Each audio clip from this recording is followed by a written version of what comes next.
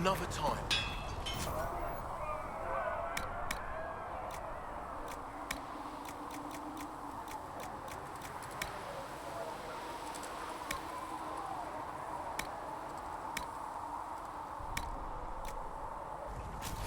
You need something? Let me know.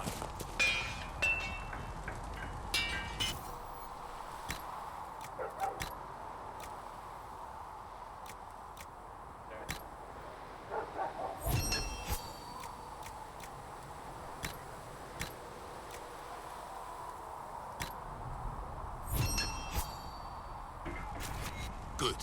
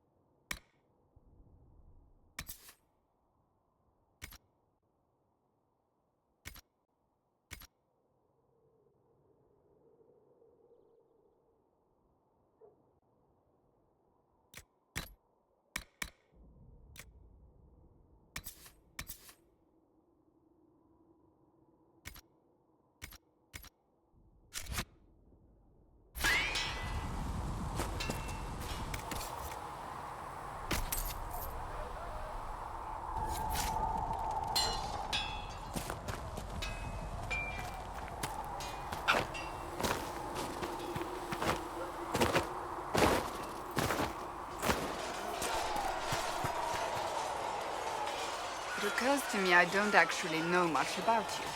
What do you want to know? I'm not sure. Where are you from?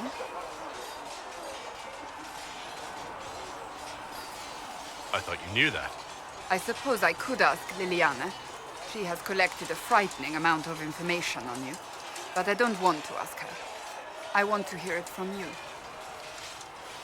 The Circle of Magi at Ostwick, at least until the rebellion began.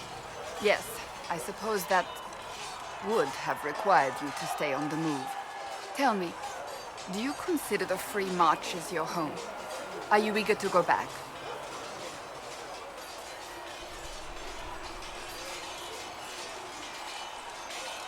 Wherever I am is home enough for me. That's how I feel now, after years of tending to business for the Divine. I'd like to get to know you better. You would? Is that a problem?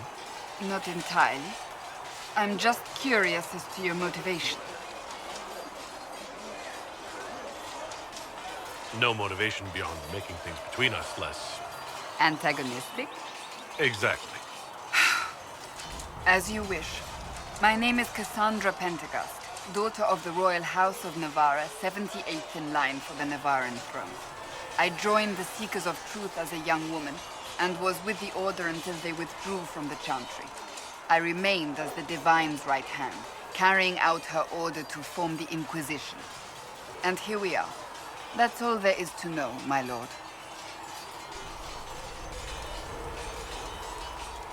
You're a member of Navarra's royal family. The Pentecosts are a very large clan. Half of Cumberland could say the same. Really? No, but it feels that way. I have hundreds of relatives so distant they need charts to prove we're related at all. And they have them. Oh yes. The Pentecosts value their precious blood like it runs with gold. And you joined the Seekers to get away from that? It was a life worth getting away from. The Pentecosts are famed for dragon hunting, but few actually pursue the craft. Most are fat and lazy. They pay lip service to the Maker and care only for idle pleasures and past glories. My brother was all that kept me in Navarra. Once he was gone, so was I. Tell me about your brother. I would prefer not to speak of Anthony. Another time, perhaps. You don't seem to like your homeland much. My family polluted it for me. What little I saw of my homeland was through the bars of a gilded cage. My uncle treated me like a porcelain doll to be placed on a shelf and dusted only when necessary. Thus, I did not see Navarra, the real Navarra, until much later. By then, I realized I knew it not at all. Your uncle? What about your parents? They had the misfortune of taking the wrong side in the second attempt to overthrow King Marcus. The king executed them, but spared my brother and I since we were family and children at the time. Thus we were raised by my uncle, a mortale tarsi who preferred the company of his corpses to the living. Your uncle was a mortale tarsi? A death mage. He still is. My countrymen do not burn the dead, they bury them in special crypts. The mortale tarsi supervise the crypts, like priests. Uncle Vestalis oversees the grand necropolis. Nevarans spend more time honoring dead relatives than they do with living ones. It is odd to be so fascinated with death and its trappings. I will never understand it. So you were the right hand to the divine? To Divine Justinia, yes. And Divine Beatrix before her, in fact. The position is normally reserved for Templars of the Knights Divine, but my circumstances were unusual. Unusual how? You don't know the story? Thank the Maker. I will tell you if you wish, but it isn't as exciting as some drum it up to be. The short version is that I once saved the previous Divine's life. My reward was becoming her right hand. But what does a right hand do exactly? What is your hand capable of? It gives, it takes, it beckons. It makes a fist. Liliana and I extended the Divine's reach beyond the Grand Cathedral. We went where she could not. After Beatrix, I was tired of the position and wanted to return to the Seekers. But Justinia convinced me to stay. Her vision for the future gave me hope. You thought she could really change things? Justinian knew the war was coming long before it began.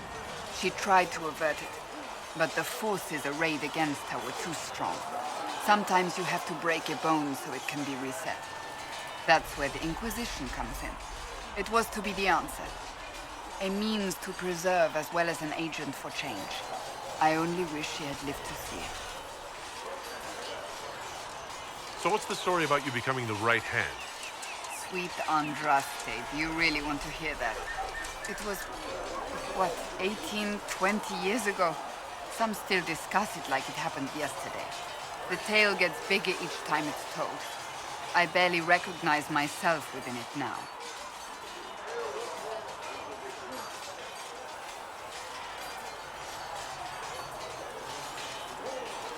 That's what happens with stories that become legends.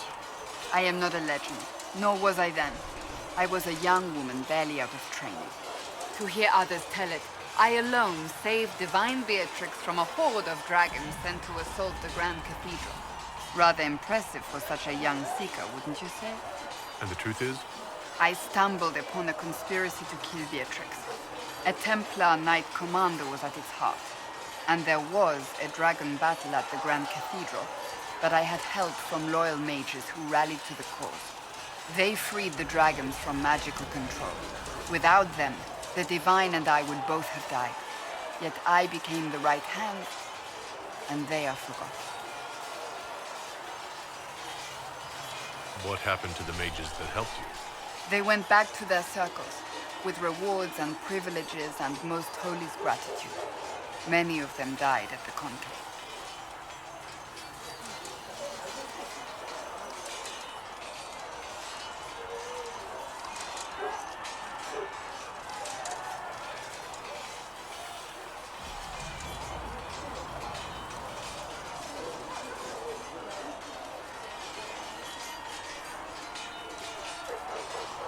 An impressive tale. I can see why people enjoy telling it. Just wait till they start telling stories about you. I'll let you get back to work.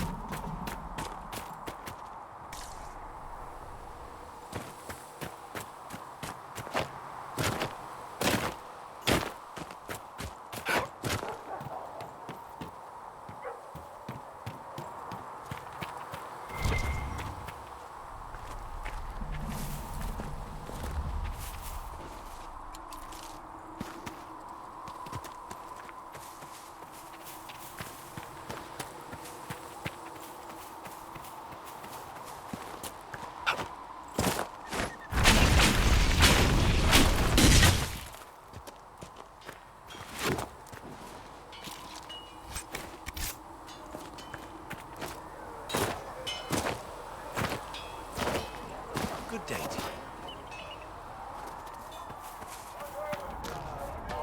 When there was no sky, Maker, you were the sky.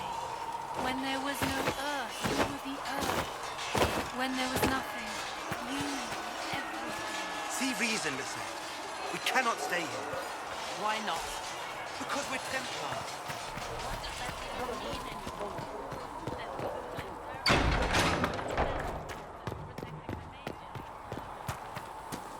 Still got demons pouring out of the rifts.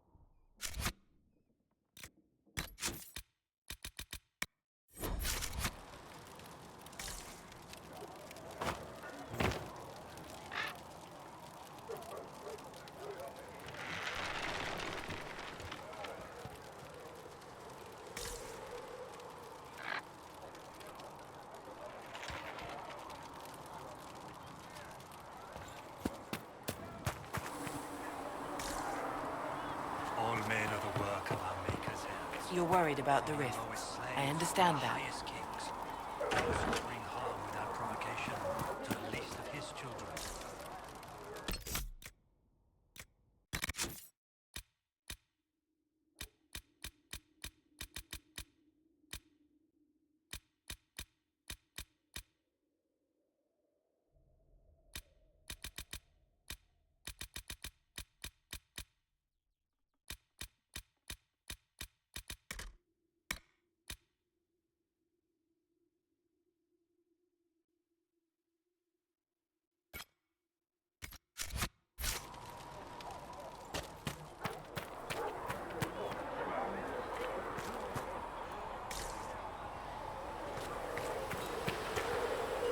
Here, tell Mother Giselle that this is as much as I can spare.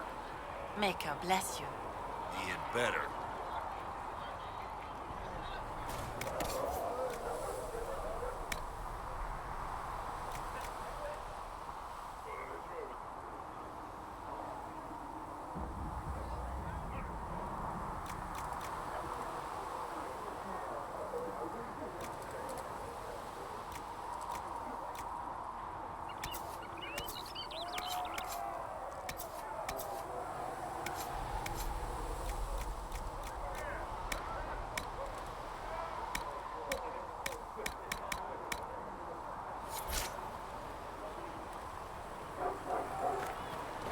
One life, one death. There is but one God, and he is our Maker.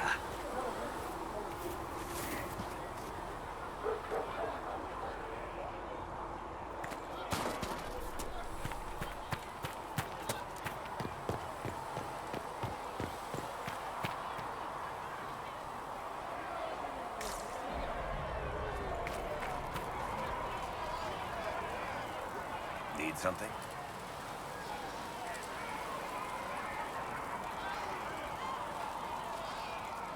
The red lyrium we found at the temple seemed to upset you. My brother Bartrand and I sort of discovered red lyrium during an expedition in the deep roads. We located an ancient thaig, so old it barely looked dwarven. There was this idol there made of it. Bartrand brought it back to the surface, and, well, everything's gone downhill from there. So what is it? Just another kind of lyrium? The red stuff is lyrium like a dragon is a lizard.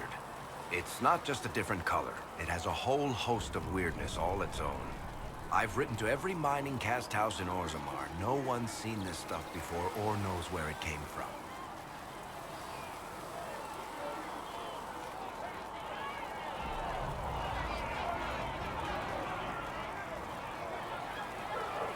What makes it special? Regular lyrium can mess you up pretty badly, but you have to ingest it for that to happen. Red lyrium messes with your mind when you're just near the stuff. You hear singing, get violent, paranoid, and then it does creepy shit. Makes things float, brings statues to life. It also turned Kirkwall's Knight Commander to lyrium. Everyone's been kept at least 100 paces from it since.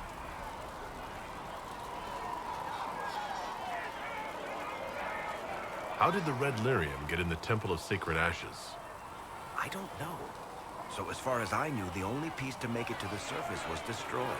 And the location of the tag it came from is a secret. Did someone find more of it in the deep roads? That's not a cheery thought.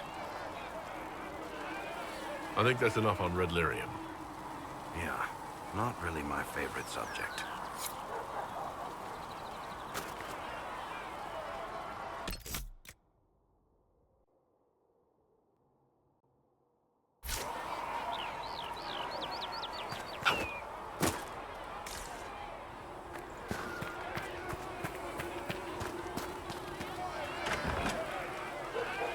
Something like that. Damned fools, a lot of them. Killing hundreds just to keep fighting a war. Fight it out. Let them kill each other as long as they stay away from the rest of us. They never do, though. It always spills over and gets ordinary folks killed. True enough. Through the ashes in the sky.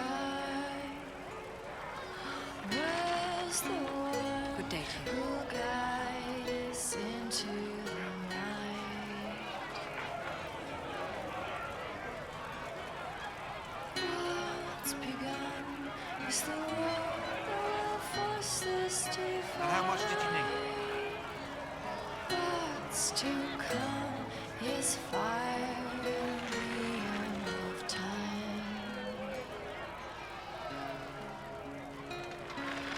I am the one who can recount what we lost. I am the one who I don't know.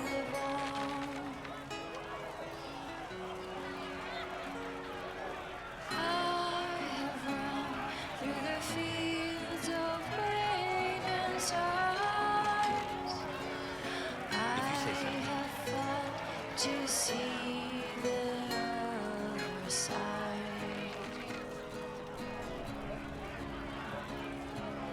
I am the one Of course. who can recount what we've lost.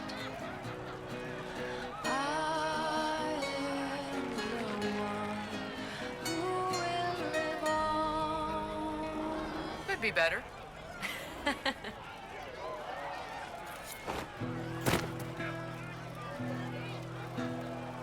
Oh, Maker, you were him. You were the Herald of Andraste. And you were sent to show us we were wrong to be afraid of the mages. I have always respected magic. I think the Maker blessed your rebellion and... I'm Flissa. Can I get you a drink? Sacred. It's all right, Felissa. I won't do anything frightening. If you wanted to close the breach, I wouldn't mind. As I said, I'm Flissa. The Inquisition soldiers needed a place to unwind, so Leliana brought me in to set up a tavern. Nothing fancy, but it's safer for the soldiers than looking for trouble in some village. Darkness reign. You said Liliana asked you to run an Inquisition tavern. How did you meet? Dumb luck, mainly. I managed an inn back in Dennery. When I heard interesting gossip, I passed word to Liliana. Sometimes it was helpful. She asked if I wanted to own my own tavern, and I said yes. I didn't realize she meant this. What can you tell me about this area? Adan is Ethan's apothecary. He's been making potions and tending to the wounded as best he can. Harris is the Inquisition smith. Whatever he can't make you, Thren the quartermaster can probably find. And for anything fancier, you can try buying from Segrit. His prices aren't too high. Yet? Oh, there's also Minave. She studies beasts and things, as I understand. Farewell. Goodbye.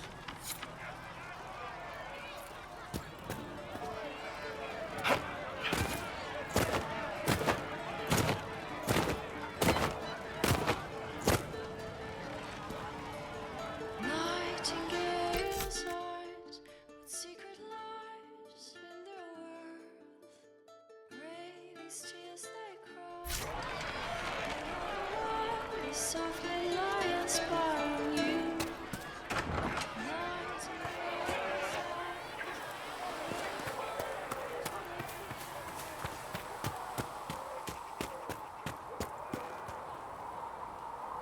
Closing the breach is our primary goal. But I hope we might also discover what was used to create it. Any artifact of such power is dangerous. The destruction of the Conclave proves that much. You don't think whatever created the explosion was destroyed in the blast? You survived, did you not? The artifact that created the breach is unlike anything seen in this age. I will not believe it destroyed until I see the shattered fragments with my own eyes.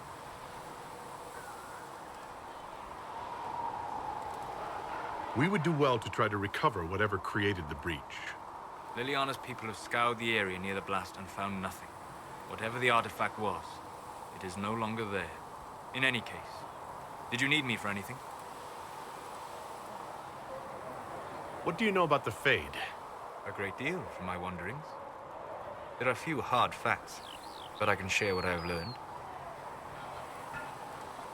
I'd like to know more about the breach. Simply put, it is a tear in the veil between this world and the Fade, allowing spirits to enter the world physically. Small tears occur naturally when magic weakens the veil, or when spirits cluster at an area that has seen many deaths. But your mark allows you to exert some control over the breach. That means it was created deliberately.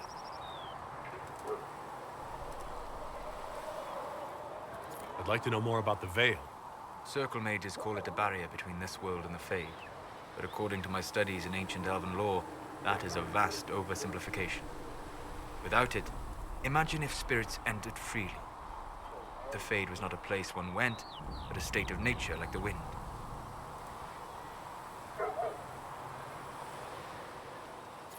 It sounds like it would be wonderful. And dangerous. But yes, a world where imagination defines reality, where spirits are as common as trees or grass. Instead, spirits are strange and fearful, and the Fade is a terrifying world touched only by mages and dreamers. I am glad that I'm not alone in seeing the beauty of such a world, along with the obvious peril. I'd like to know more about demons. Your circle says that demons hate the natural world and seek to bring their chaos and destruction to the living. But such simplistic labels misconstrue their motivations, and in so doing, do all a great disservice. Spirits wish to join the living. And a demon is that wish gone wrong. Is there a way to coexist? To live with them, if not in peace, at least without such active confrontation? Not in the world we know today. The veil creates a barrier that makes true understanding most unlikely. But the question is a good one, and it matters that you thought to ask. We'll talk later. Goodbye.